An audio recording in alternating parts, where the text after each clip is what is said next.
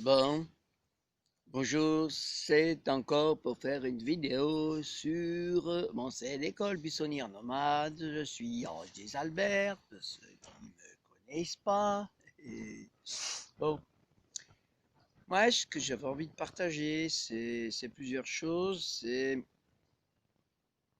disons que au niveau de ce que j'entends en ce moment beaucoup, c'est Trump, Biden, pour ce qui est des États-Unis.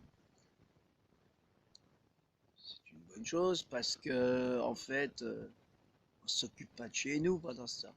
Hein. Alors, je vais reparler de souveraineté et de dire que tant qu'on souhaite et qu'on espère qu'un sauveur viendra pour nous sauver, eh ben, il viendra vous sauver. Il le fera. Si c'est Trump qui gagne, il va vous sauver. Il va imposer ses lois. Eh. Ah oui. C'est marrant parce que enfin, c'est assez amusant de voir que je fais deux parallèles. C'est le parallèle de Trump qui euh, jette le pavé dans la mare, en fait, qui éclabousse de partout. C'est sa façon de faire. Et un Macron qui, lui, empêche les gens de bouger. C'est un peu ça. Hein. C'est-à-dire, il faut que ça dégage, que ça remue très vite en Amérique, et il faut qu'ici, on essaye de freiner un maximum, et d'étouffer les gens, et pas qu'ils sortent, on les empêche de vivre, en fait. C'est comme si on était trop vivant en France et qu'on n'était pas assez vivant aux États-Unis. Bon, c'est toujours des rééquilibrages. Hein. Pourquoi la souveraineté? C'est parce que vous serez toujours déçu de quelque sauveur que ce soit qui viendra vous sauver, vous serez toujours déçu. Preuve en est, je vais reparler de Moïse du coup. Ah, les 10 commandements, les lois.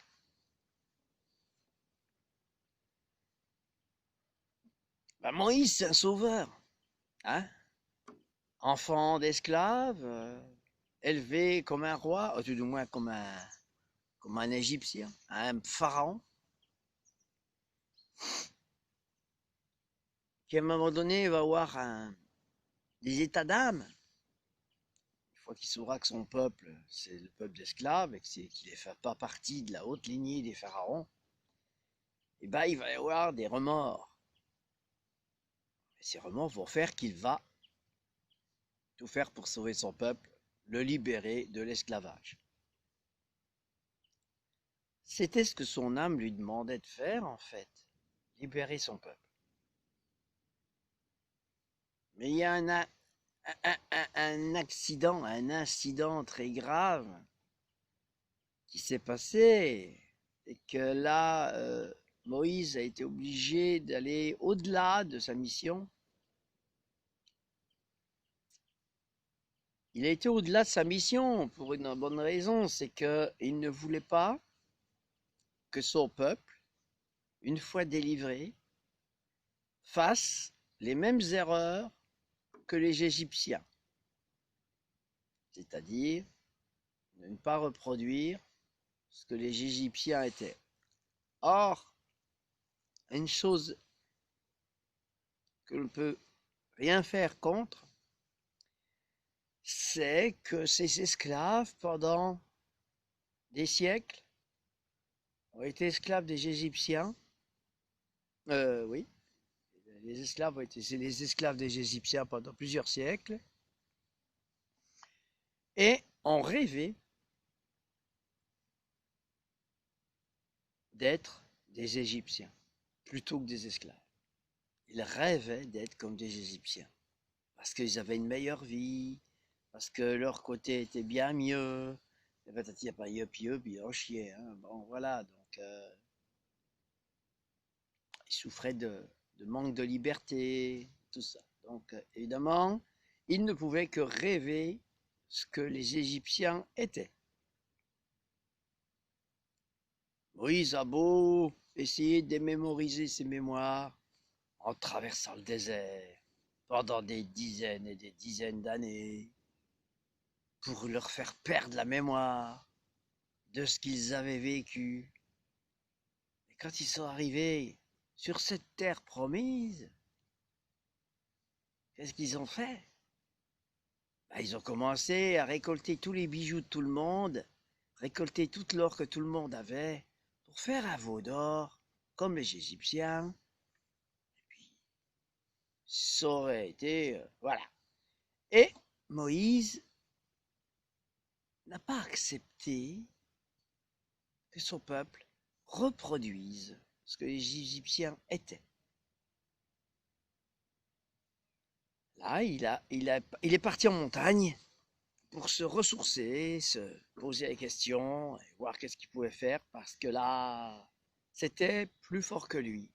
C'était quelque chose qui, ça atteignait son orgueil. Quand même, j'ai pas fait tout ça pour rien, hein? J'ai pas fait tout ça pour rien. Ça, c'est l'orgueil. Donc Moïse, par défaut d'orgueil, a inventé un stratège, puisque évidemment, il était enseigné comme un pharaon et comme un guerrier et comme un homme de loi. Eh bien, il a créé les 10 commandements. Et pour que le peuple gobe l'histoire, que ça vienne pas de lui, parce qu'ils auraient dit, toi, tu veux être notre chef, nous, on n'a pas envie, et machin et tout. Donc, il fallait leur faire croire à quelque chose. Faire croire à quelque chose qui est un effet hypnotique, encore une fois, c'est une façon d'hypnotiser les gens, les faire douter, et quand je fais douter quelqu'un, j'ai le pouvoir sur lui.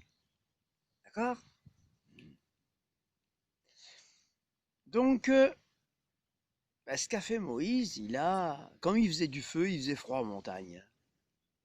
Dans la montagne où il était allé, il faisait froid. Et là, le soir, il faisait du feu. Puis, la journée, il avait eu des idées de dicter des lois, donc. Et donc, comme il avait appris à tailler la pierre, à écrire, voyons, il s'est mis à écrire les tables de la loi sur des pierres plates. Après, il se dit, ouais, mais on va voir que c'est moi, ça. On va voir que c'est les humains qui ont fait ça. Donc, il a eu l'idée de les jeter dans le feu pour les noircir et faire croire que c'était la foudre qui avait écrit ça, que Dieu lui avait dicté ça à travers la foudre sur les pierres. C'est une belle histoire, hein? Et puis il redescend avec ses pierres. L'orgueil, il fait des choses extraordinaires, parce qu'il est redescendu de la montagne avec ses pierres. Ça te fait être lourd, mais bordel, bleu, il avait la volonté. Et voilà, il a fait croire à son peuple qu'il devait suivre ses 10 commandements, ses 10 lois. Ce qu'on peut voir dans l'histoire après, c'est que ces 10 lois, qui ont continué à faire d'autres lois, à peaufiner, comme on dit, peaufiner les lois, pour maîtriser le peuple. Ce que je viens de vous expliquer, c'était pour maîtriser son peuple. Moïse a voulu maîtriser son peuple. Donc le restreindre. Eh bien, en faisant ça, Moïse a fait les 10 premières lois écrites qui a enfermé son peuple dans ces 10 lois. Ensuite, il y en a eu d'autres de fait. Plus il y a eu de lois de fait, plus ces lois ont enfermé de fait le peuple en question. ce que je vous dis là peut vous parler aujourd'hui par rapport à ce qui se passe. Et que même un libérateur, n'est-ce pas, comme Trump, qui est apparemment vu comme un libérateur mondial,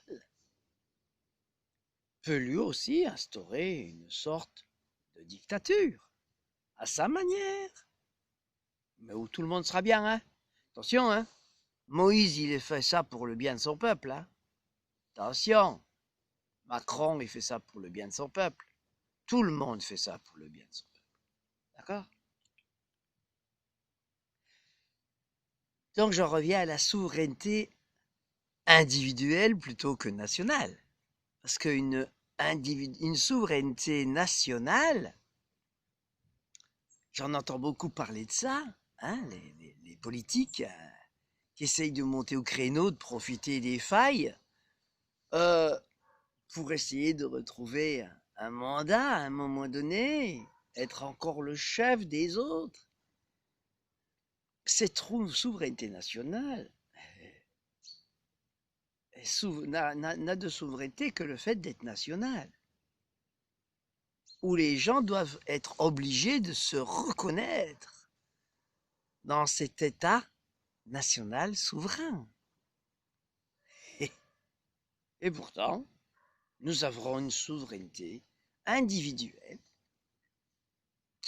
là où je suis, en ce moment précis, là où je suis en ce moment précis, je sais et j'aspire à être ce que je suis et à faire ce que mon être me demande de faire.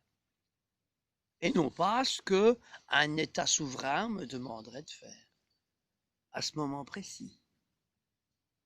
Et non pas, non plus, à faire ce que des chefs appellent, hein, à manifester, à aller manifester pour être contre, ou toute l'énergie que je donne dans une manifestation en groupe, je la donne à ce dont je suis contre. Je fais perdurer ce qui est en place. Je lui donne, je le légitimise. Les gilets jaunes ont légitimisé, ont légitimé, misé. Oui. M'en fous, le français, je le parle à ma manière, hein, donc. Donc les gilets jaunes ont rendu légitime le gouvernement de Macron. Ah oui, il était minoritaire, mais comme la majorité des Français ont été manifestés dans les rues, bah évidemment, il a été reconnu par une majorité de Français. Même s'ils sont contre, il était reconnu. Quand je me bats contre quelqu'un, je le reconnais, puisque je me bats contre. Donc je suis en train de lui donner de la reconnaissance. La souveraineté individuelle, ça demande... C'est quelque chose qu'on nous a confisqué depuis très longtemps. Hein. Si Moïse les a déjà confisqués à son peuple, vous voyez bien que c'est pas d'aujourd'hui. Retrouver sa souveraineté individuelle, ça demande du courage. C'est pas du courage, c'est du lâcher prise sur les habitudes qu'on nous a les habitudes, les croyances, les formatages qu'on nous a mis en nous. Voilà. Ce que je peux dire aussi, c'est que le monde de demain, souverain, c'est-à-dire où des souverainetés individuelles s'exprimeront, sera bien plus magnifique que celui-ci. Pourquoi? Parce que il n'y aura aucune entrave à ce que le plus beau arrive. On nous a toujours fait croire que les lois étaient indispensables pour qu'il n'y ait pas de désordre. Ça, c'est les militaires. Hein. Les militaires, pour pas qu'il y ait de désordre, il faut que les êtres obéissent au doigt et à l'œil. Hein. Donc, il faut des lois, de la discipline, pour que les gens obéissent tous au doigt et à l'œil. La peur du désordre, chez les militaires, Hein.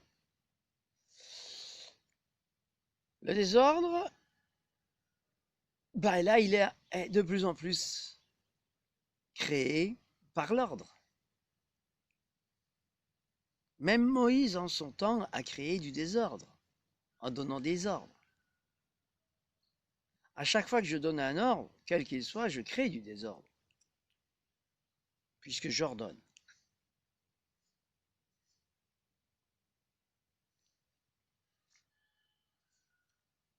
Donc, ben, tout le monde est en train de pleurer du climat. Moi, je dors dehors, je vis dehors. Le climat me va bien, il m'a toujours bien été. Que je sois dans le sud ou ailleurs, j'aime la nature, quelle qu'elle soit, et je vis avec. Avec, c'est-à-dire que je vis au ralenti. Quand il pleut, je me repose, c'est un temps de repos pour moi, c'est un temps d'introspection. S'il fait trop de vent, des tempêtes et tout, je reste aussi à l'abri et ben, je peux dormir aussi. Voilà. Parce que c'est pas là que je suis le plus disponible au niveau de la réflexion. La tempête, c'est quelque chose qui fait bouger beaucoup d'énergie en fait dans l'air. Ça bouge beaucoup et les énergies sont très... Et donc là, il y a besoin aussi de se reposer. Donc voilà, moi, la nature, elle me dit mes temps de repos, mes temps d'action. Voilà. Quand il fait du soleil, je me mets en action. Par exemple, je fais une vidéo parce qu'il n'y a pas de vent et qu'il ne pleut pas et que je peux faire ma vidéo. Et dehors, tranquille, avec les arbres. Voilà. Donc,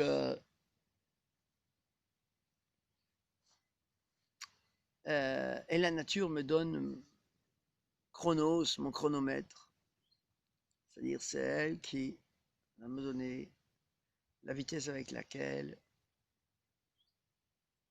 j'évolue. Et voilà, je suis plus à l'écoute de la nature qu'autre chose, pas à l'écoute des chefs qui me diraient ah ben, il faut que tu fasses ça, il faut que tu fasses ça, aïe aïe aïe, oh là là, il faut que. Ah oui, là, travailler, hein, faire des conneries, plein, plein, plein. En travaillant comme la nature me dit de le faire, en prenant mon temps. Je m'aperçois que je fais beaucoup moins de conneries. Et que c'est plus en accord avec elle que je le fais. Et en accord avec moi. En douceur. Comme elle.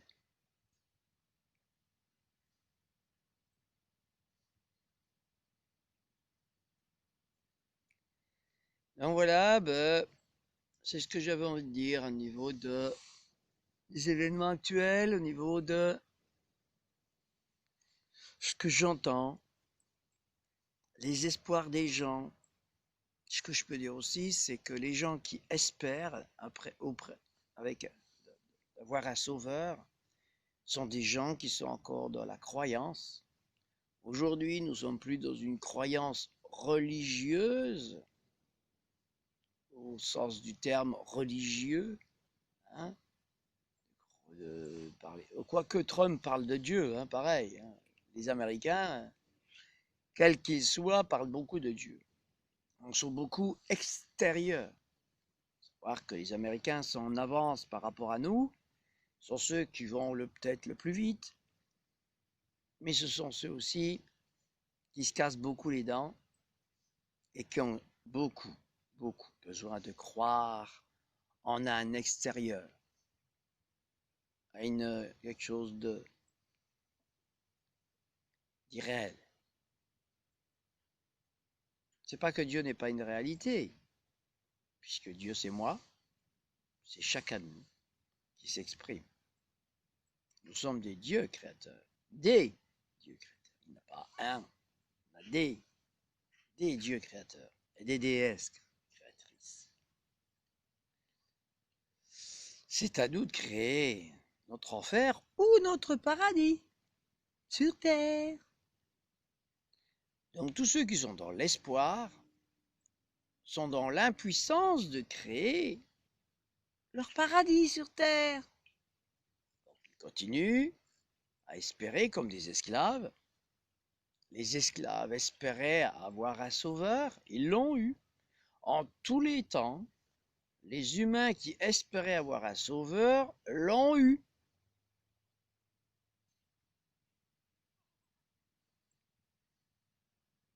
Très content d'en avoir un, hein?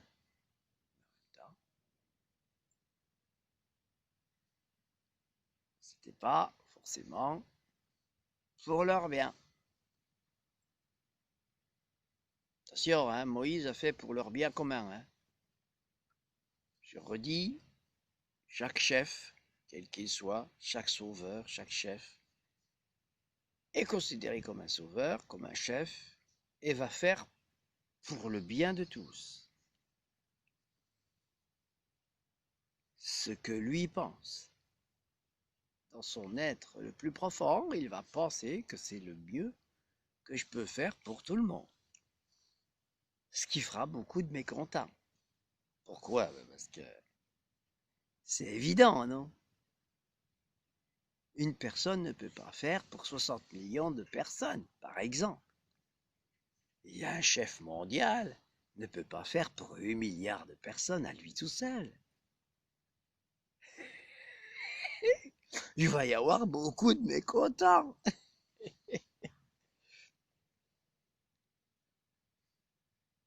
J'espère dans cette vidéo montrer à quel point l'illusion est grande et s'agrandit de jour en jour.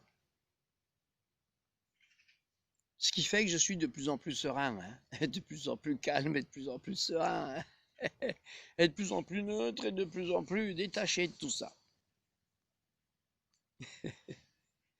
Et ouais, j'ai rêvé que je vivrais ces temps-là. J'ai rêvé que je devais être détaché et loin de tout ce brouhaha qui se passerait. Et donc, tout se passe comme je l'ai rêvé.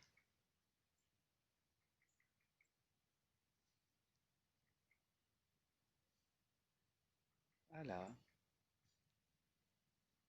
Qu'est-ce que chaque personne qui vont m'écouter là en rêvé?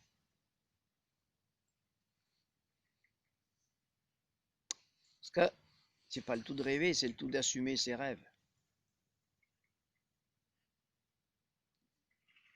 De les accueillir. De dire, bon, ok, ça doit passer par là, ok. Ça doit passer par là, ok.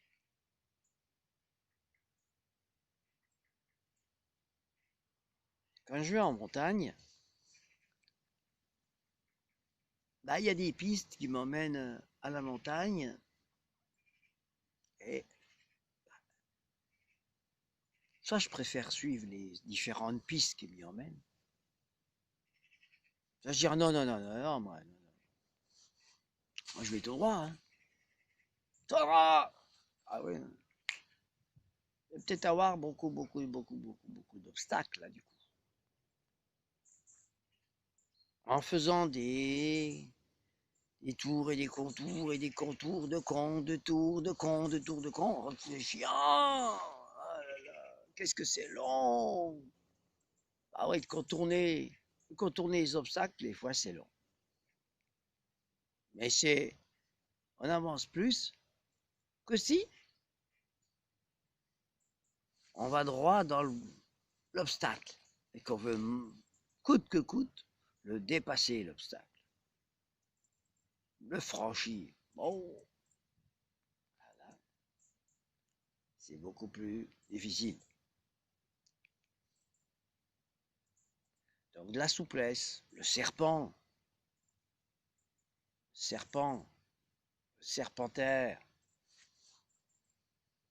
suivre le chemin. Il est sinueux, mais il est bon, et il est simple. puisqu'il nous mène là où nous avons rêvé d'aller.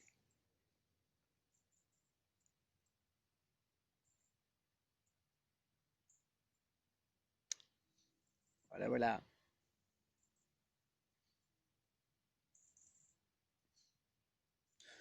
Trump est nécessaire dans le sens où ça fait partie, l'histoire s'écrit, hein. L'histoire s'écrit, des individus, des gens vont toujours se faire valoir, montrer ce qu'ils sont. Ça fait partie de l'histoire, ça fait partie de notre histoire globale. Trump est une partie de moi, Macron une partie de moi, Poutine une partie de moi. Tout ce qui est sur Terre, tous les êtres vivants sur Terre sont une partie de moi. Ça doit passer par là, ok. C'est pas une finalité. La finalité, dans un monde libre, c'est un monde d'individus souverains, 100% responsables de ce qu'ils vivent.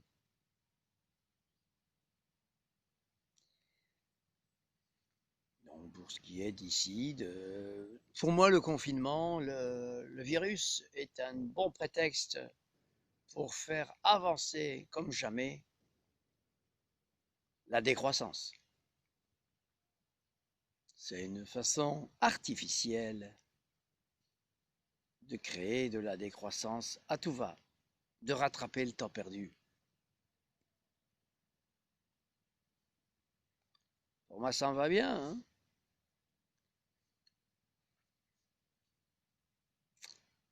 Je rêvais, je l'ai dit hein, sur une de mes vidéos, il me semble que je l'ai dit, que je l'avais partagé, que je rêvais du moment où les gens arrêteraient d'eux-mêmes de travailler, diraient non à leurs gouvernants, en disant non, je ne joue plus ce jeu-là, j'arrête de travailler pour vous, j'arrête de payer des impôts, des taxes et machins, et nous allons faire, je vais faire pour moi, et en faisant pour moi, chacun en tant qu'individu, ben, nous allons faire pour l'ensemble. Donc, eh oui, c'est ça le miracle. Donc, je rêvais de ce temps-là, qui ne vient pas, mais Macron le fait venir. Eh ben, Macron, il est relié à moi, je le sais. Je sais que quelque part, il est relié à moi par la télépathie. Or, beaucoup de gens vont dire que je suis fou, que je suis cinglé. Il faut m'interner. Oh oui. Encore un qu'il faut interner. Pas que les toubibs qu'il faut interner, il faut interner aussi ce qui se passe au niveau des toubibs aujourd'hui. C'est pas qu'une histoire de conflit d'intérêts. C'est que si on continue dans le sens qui est donné, c'est-à-dire de faire de plus en plus grands hôpitaux, de plus en plus de centres de recherche, de plus en plus de laboratoires, de plus en plus de médicaments, de plus en plus de... Eh ben, les gens seront de plus en plus dépendants de ça. Et ça va nous coûter de plus en plus cher.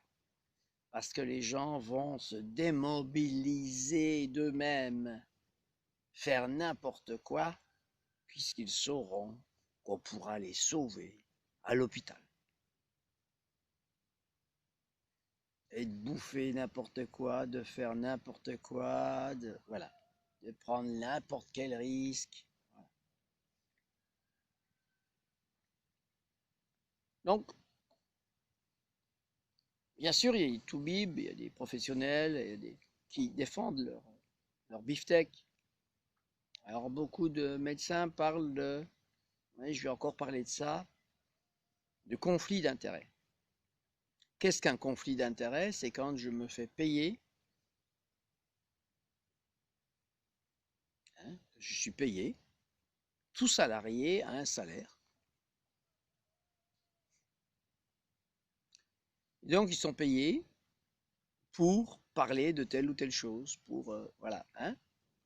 Bon, moi, j'ai été mécano. Ce qui est rigolo, c'est qu'en tant que mécano, les gens, moi, dans le temps, quand j'étais jeune, les gens, je dis dans le temps, hein, parce que maintenant, je suis vieux, plus. Donc, quand j'étais jeune, les gens qui venaient dans les garages avaient une totale confiance aux mécanos, et les mécanos étaient loin de les truander, ils faisaient ce qu'il y avait à faire sur la voiture.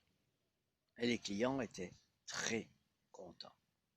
Tout allait bien. Puis ensuite, on est devenus des charlatans. Des charlatans. Donc, évidemment, on ne nous écoutait plus trop, hein. Quand on donnait des bons conseils à nos clients, bah, ils se méfiaient de nous, hein. Et en fait, ils avaient raison. Pourquoi? Bah, parce qu'un mécano qui a un salaire, bah, il travaille pour son salaire. Il peut être en conflit d'intérêts, c'est-à-dire dire, bah non, là, vous avez telle panne, tel machin, puis que c'est pas vrai. Par exemple, ça peut arriver aussi. Pour faire un peu plus de travail, qu'il n'y en a pas beaucoup. Donc, toute personne qui travaille, un policier qui verbalise quelqu'un, ben, il est en conflit d'intérêts. Est-ce qu'il est salarié? il est payé pour faire ça. Il est en conflit d'intérêts. Si on va regarder, qu'est-ce que c'est qu'un conflit d'intérêts? Bon, on va s'apercevoir que tout le monde est en conflit d'intérêts. Tout le monde. Alors bien sûr, évidemment, les salaires ne sont pas les mêmes, hein. Évidemment, il y en a, ils sont en conflit d'intérêts avec des primes et des machins très élevés, hein. Ça, oui, chacun à son niveau, on est une pyramide, hein, encore. Mais enfin, voilà. Aujourd'hui, moi, je ne suis plus en conflit d'intérêts. Donc, j'annonce que je n'ai aucun conflit d'intérêts puisque je ne vends pas mes vidéos, je ne vends rien et aujourd'hui, je ne vends plus rien du tout. Je ne vends plus mon âme au diable à personne. Donc, voilà. Aujourd'hui, je suis dans le partage. Je partage mes connaissances avec d'autres. Voilà. C'est aussi le monde que je rêve, hein. C'est un rêve de partage et non pas d'argent. L'argent, il montre ce qu'il est, hein. Et j'ai bien fait une vidéo aussi sur l'argent et l'art des gens, hein, donc je ne vais pas la refaire là. Voilà.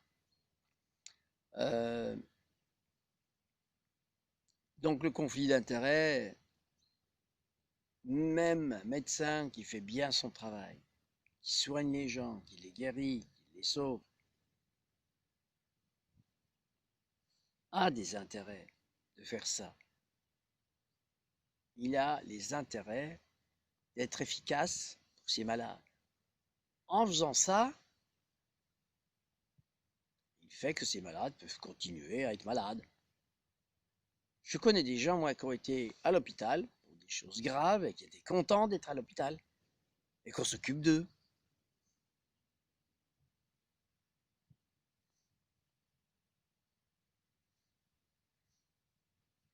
Aller à l'hôpital, ça devrait être une défaite, ça devrait être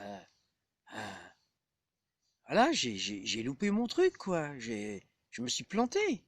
Si je suis à l'hôpital, c'est que je me suis planté quelque part.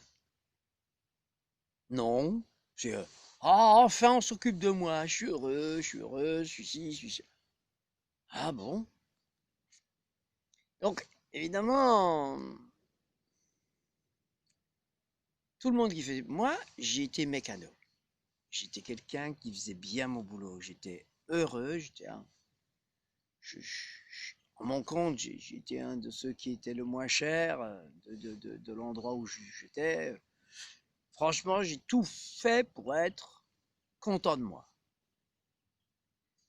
Et pour que les clients soient contents de moi. Et ça a été le cas. Et je n'aurais pas rendu service. À aucun. Pourquoi?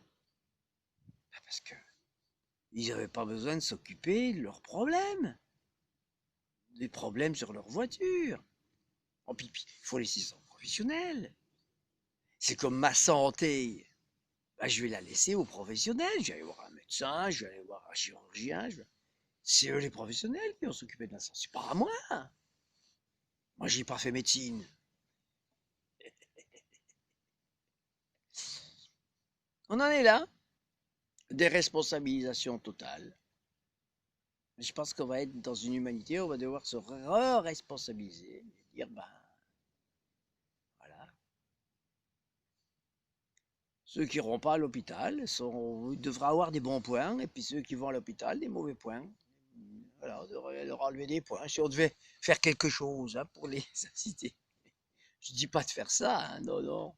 Je veux dire, c'est soi-même qui devrait le faire avec soi-même. Dire, bah là, voilà, hein, je m'enlève des points parce que là, j'ai déconné. Hein. Plutôt que de dire, oh bah là, je me donne des points parce que je suis content, on s'occupe de moi. Voilà. Essayer de faire évoluer les consciences dans la vision que, bah oui, évidemment, ça peut paraître violent, ça peut paraître... savoir, hein, je le redis, c'est que nous sommes la seule espèce sur Terre à avoir inventé les hôpitaux, la chirurgie, tout ça. Hein. Nous sommes les seuls. Hein.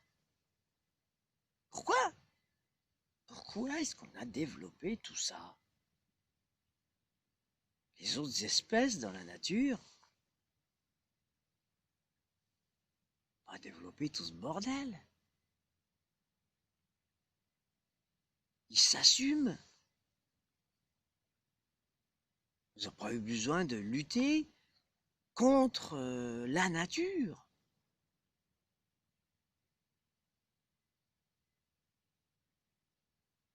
La sélection naturelle, elle était naturelle. Il n'y avait pas à lutter contre. Aujourd'hui, ce qu'on est en train de voir, même s'il y a des fous aujourd'hui qui veulent assassiner des gens par des méthodes, disons, nazies, ben, c'est des gens qui sont fous, mais en même temps, ils ont aussi raison. Dans le sens, attention, je ne suis pas en train de cautionner, hein, je suis neutre. Je réexplique, je dis des choses dans ma neutralité. Ce que j'essaie d'expliquer, c'est que ils ont raison dans le sens où une humanité qui a été contre nature pour maîtriser la nature et maîtriser, par exemple, la sélection naturelle, eh ben, il va y avoir d'un autre côté des gens fous, des nazis, hein, qui vont exterminer une partie de la population. Pourquoi? Bah parce que c'est la nature qui pousse la folie, qui fait qu'à un moment donné, pour rééquilibrer ce qui est déséquilibré, par le fait qu'on a été contre nature. Si on a été contre nature, il y aura des gens qui seront un jour contre nous et qui nous supprimeront parce qu'on était contre nature. J'espère que c'est bien compris ce que j'essaye d'expliquer là. Eh oui, eh oui. Ce qui se passe en ce moment, c'est le retour de bâton d'avoir été contre nature. Voilà, en quelque sorte. Des gens le connaîtront, vont avoir un retour de bâton beaucoup plus important que d'autres. Pourquoi? Ça dépend là où ils en sont dans leurs actions et vis-à-vis de ce qu'ils sont vis-à-vis de la nature et de ma nature. Voilà.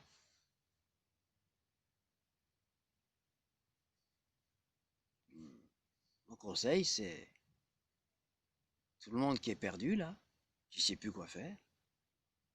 Mon conseil, c'est de retourner vers sa propre nature et de l'écouter, d'écouter son état profond, plutôt que d'avoir peur d'un état extérieur profond. allons écouter notre état profond.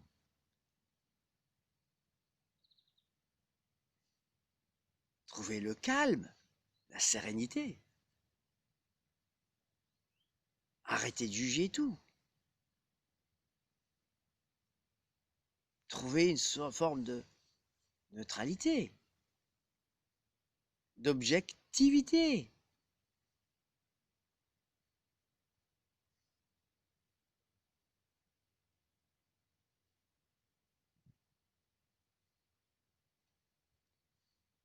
Puis de commencer à être moins contre nature. Hein? Qu'est-ce que je peux faire? Ça ne veut pas dire que je dois me retrouver comme l'homme de Cro-Magnon dans une grotte. Non. Il y a plein de choses qui sont vertueuses. Tout ce qui existe a un côté vertueux et un côté vicieux. Tout ce qui existe, tout ce que nous avons créé a un côté néfaste et un côté bénéfique. Essayez de voir et d'utiliser les choses dans leur côté bénéfique et d'éviter un maximum leur côté néfaste. Par exemple, j'utilise ma voiture pour aller à tel endroit parce que c'est un besoin et que je vais cumuler plusieurs choses à faire en même temps là où je dois aller. Une fois de temps en temps, plutôt que de prendre ma voiture pour un rien tous les jours et 10 fois par jour. Par exemple, qu'une voiture devienne vertueuse et non plus vicieuse, qu'on soit plus l'esclave de la voiture, mais que nous soyons, que ce soit un outil qui nous serve quand on en a besoin. C'est pareil, en tant que mécano, j'ai vu beaucoup de personnes tellement dépendantes de leur voiture que je me suis dit, je dois arrêter de réparer des voitures à des gens qui sont complètement dépendants. C'est comme si quelqu'un était dépendant de son téléphone ou de sa télé et qu'il tombe en panne, qu'il aille la faire réparer. Ben, le réparateur devrait dire: ah non, je la répare pas, elle a surchauffé, hein, c'est parce que vous la regardez trop. Hein. Donc non, je la répare plus. Hein. Vous êtes addict. Hein. Voilà. Donc pour tout ce qui est professionnel, je reviens aux médecins, aux professionnels, à tous soignants et tout ça. Arrêtez d'être hacker, de faire votre métier hacker, et voyez que votre métier, il a un côté vertueux et un côté vicieux. Et essayez d'être vertueux plus vicieux. Voilà. Bien faire et bien guérir les gens peut encourager les gens à se faire guérir par vous. Mais en même temps, ils vont pas se responsabiliser, eux, en tant qu'individus. C'est con, hein? Comment on fait? Il y a un choix à faire à un moment donné. Parce qu'à un moment donné, bah, si les bons médecins sont de moins en moins nombreux, comme les bons mécanos, parce que c'est ce qui s'est passé, fait que on élimine tous les bons mécanos et il reste les mauvais. Pourquoi? Bah parce que les bons mécanos d'eux-mêmes ils vont arrêter un jour parce qu'ils en auront ras le cul, parce que ils seront bons, mal payés et trop efficaces, donc rendront les gens complètement dépendants de leur efficacité. Voilà, merci, j'arrête parce que j'ai plus de batterie. Puis ça fait déjà un moment. Merci, au revoir. J'arrête là. Merci.